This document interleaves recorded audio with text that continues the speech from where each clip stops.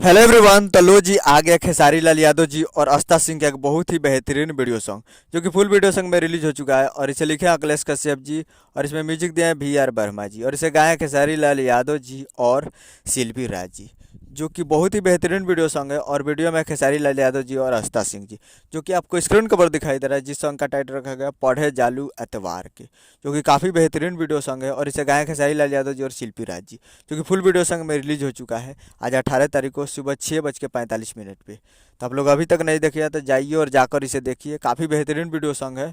और वीडियो में है खेसारी लाल यादव जी और आस्था सिंह जी, तो जाइए और बवाल है। और अखिलेश कश्यप जी लिखे हैं, जो कि काफ़ी बेहतरीन सॉन्ग लिखते हैं।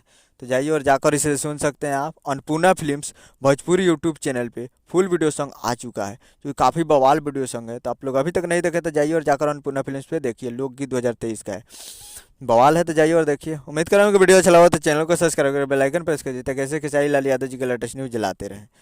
तो और वीडियो को एक लाइक कर दीजिए। मिलते हैं अगले वीडियो में, तब तक के लिए जय हिंद, जय भोजपुरी।